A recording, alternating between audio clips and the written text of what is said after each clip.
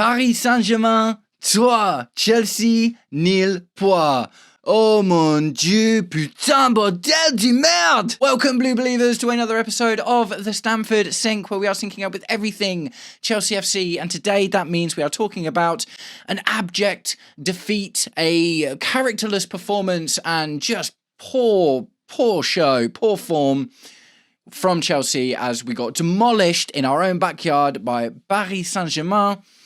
And I'm not going to lie to you, this was worse than the 5-2 for me. But guys, before we get into it, if you enjoy watching me fall apart about this stuff, please do me the distinct honour of liking and sharing the video, subscribe to the channel, or just roast me in the comments, whatever gets you through your day. Man, there is so much and nothing to talk about with this game. It's ridiculous, isn't it? Because look, it just is what it is, man. Like, we got absolutely pasted there, absolutely pasted.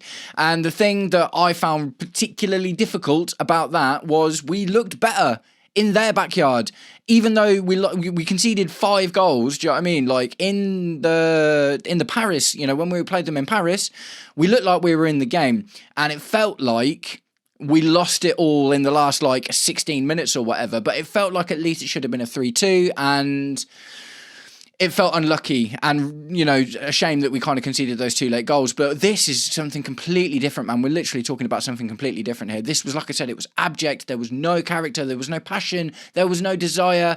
And we've got to question the manager, man. I think at this point, so, you know, as much as I had a lot of bad things to say about Maresca, and I stand by everything that I said, he was able to pull out results in big games like these. Do you know what I mean? And Liam Rosenior so far, and this is weird, right? Because Liam Rosenior has done better against Paris Saint-Germain with a worse team in Strasbourg. When I spoke to my friend, PSG content creator, he was like, do you know what? Liam Rosenior always gives us a tough time. And you would look at the Strasbourg team and you wouldn't be like, they're better than our team or whatever. The squad that we have is much better. There's nuance, there's context. Reece James injured, Malagusto ill, people missing, but still, like I say, man, some of this has got to go down to the manager, hasn't it? So look, let's just get into it. Let's get into it, man. Let's have a little look at the lineup to start with. Look at all of that orange and a red. It's absolutely outrageous, isn't it? So now, they were talking about it being more of a back 3 in the commentary, but as of SofaScore, either way, it doesn't matter because we got absolutely pasted. Back to front as ever. Rob Sanchez in goal had a bad game. You're going to start seeing a trend here. Cucurella at left back had a bad game. Yoro Hato in centre back. Unusual decision to bring in Yoro Hato and Mamadou Sarr, I think, when in particular Josh Achiampong has definitely played more for Chelsea, especially at that kind of right back, right wing back spot. So, you know, that didn't really make much sense. And look, I like the fact that he's giving youth a chance and stuff, but in a game like this, would it, do you know what? I don't even know anymore. My brain is melting. So would it have been better to put Tosin Adarabioyo on at the start? I don't know. But yeah, Yoro Hato, bad performance. Trevor Chalobah, bad performance. Terrible injury at the end of the game. So if this already wasn't bad enough just from the feeling, we've also lost our most consistent centre-back, and the injury looked rough. He got stretchered off at the end, so that's not good either, is it? That's not good either. Mamadou Sarr, awful game. Got subbed at half-time.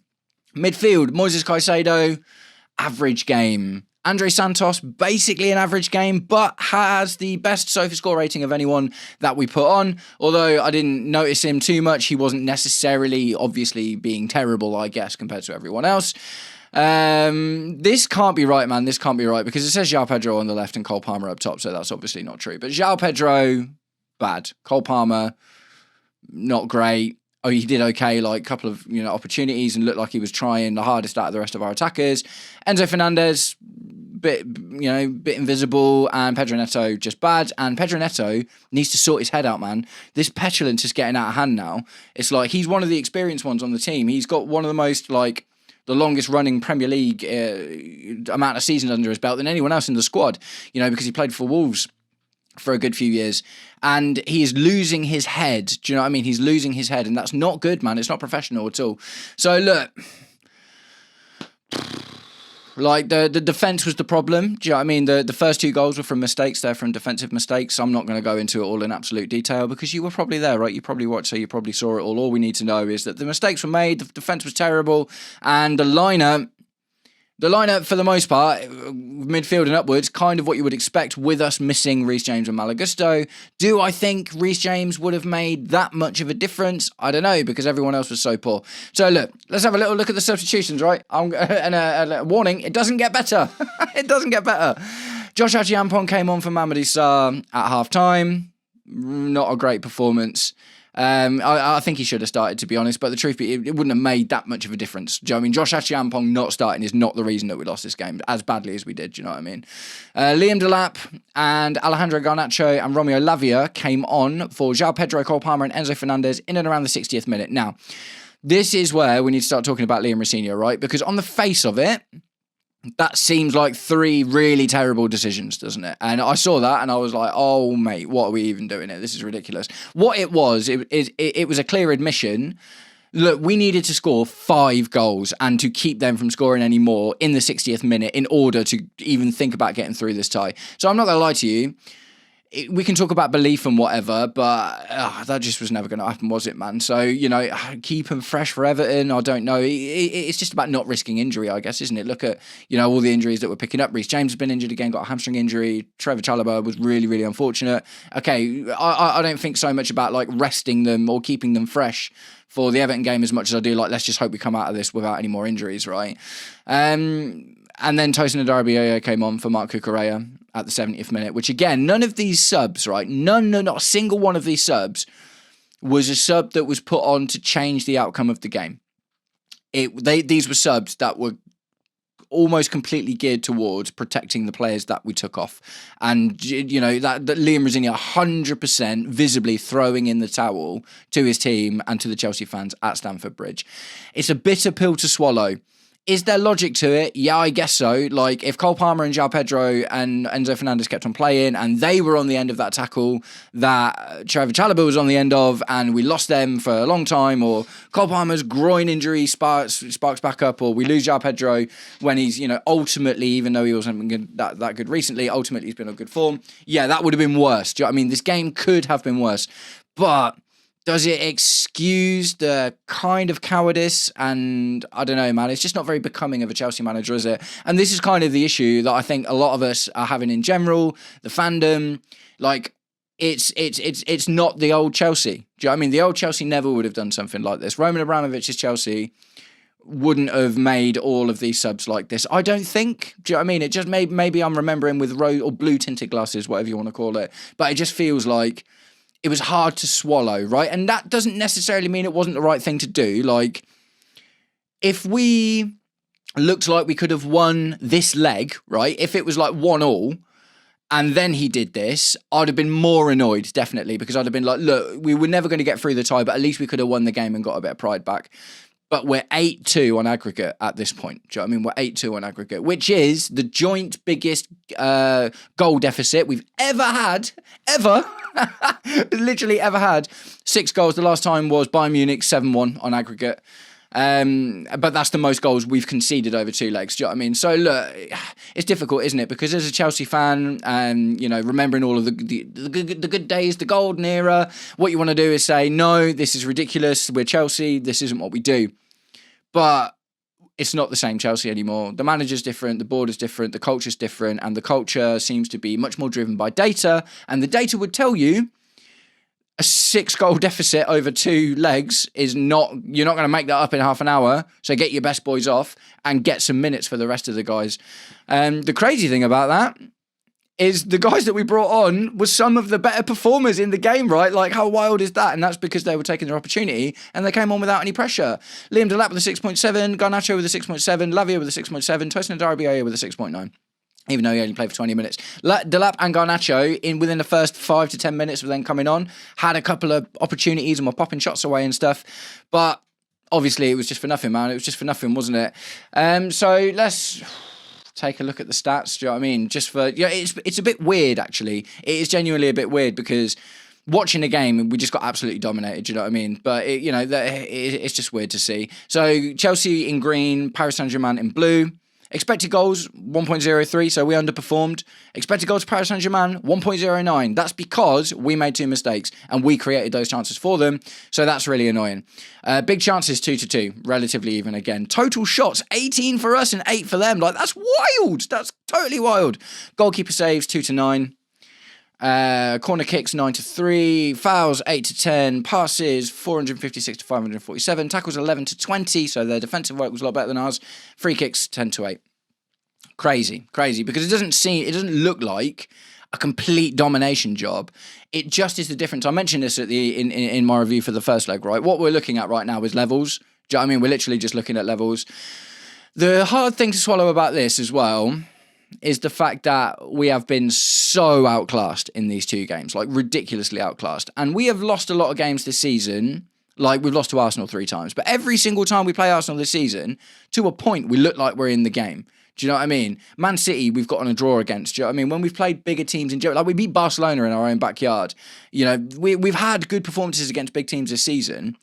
But it just looked like levels, man, didn't it? It looked like we were like bottom of the Premier League championship team and we're playing, well, you know, ultimately the champions of Europe. We are playing the champions of Europe. The other thing that's difficult about this to swallow, PSG are not having a great season. Do you know what I mean? Is like, this performance is not representative of how well they have been performing.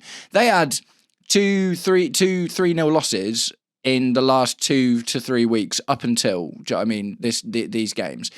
They are in a title race with Lens, which is really unusual. Lens is not a team you normally see at the top of the French league.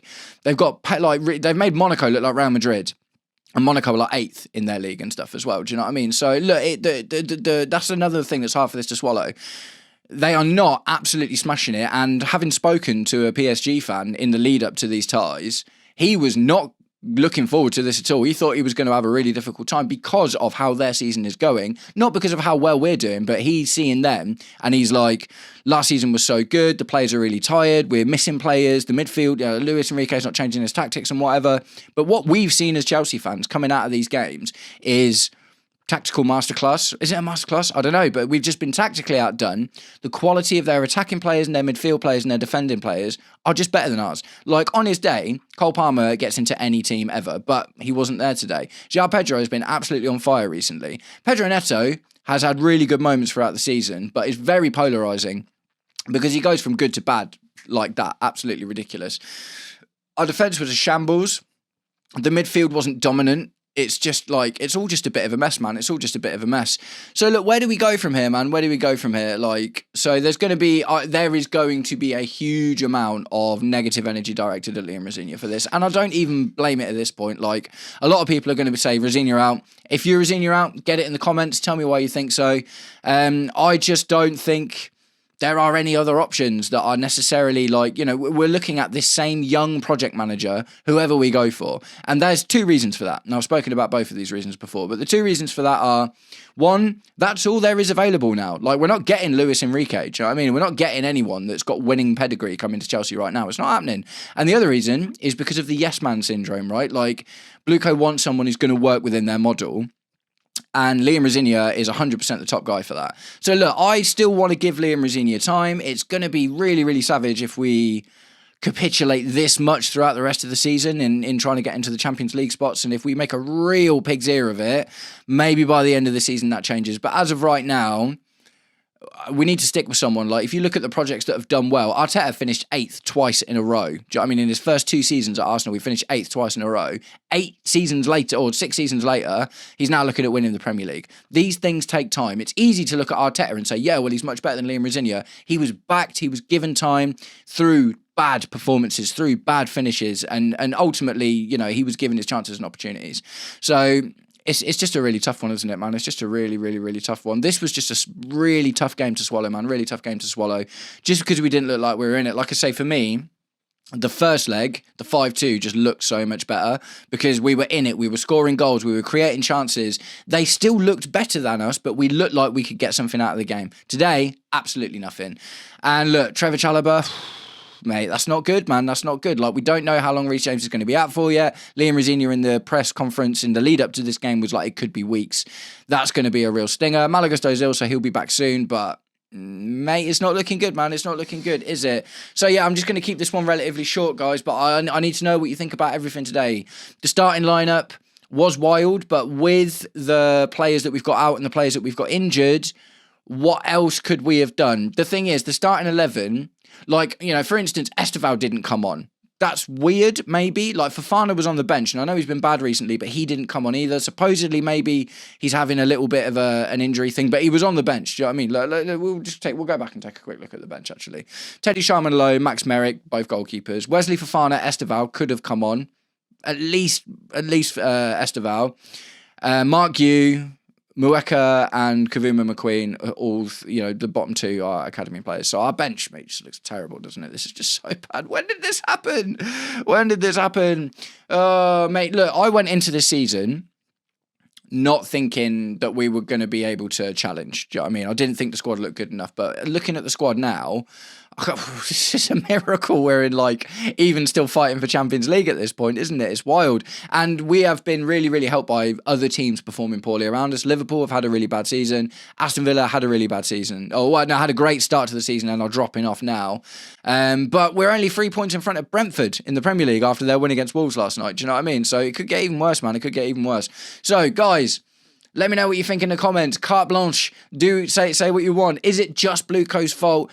Is it Rosenior's fault? Is it more Blue Coast's fault than it is Rosenior's fault? Would Rosenior do better if he had more backing from Blue Co in January, for instance? You know, we bought Mamadou Sarr back, and apart from one game where he looked amazing at Hull, he's completely flattered to deceive since. Who are we pointing the fingers at today, people? Tell me what you think in the comments, guys. Thank you very much for sticking around to the end of the video. If you did, I will catch up with you all very, very soon. Take it easy. Peace.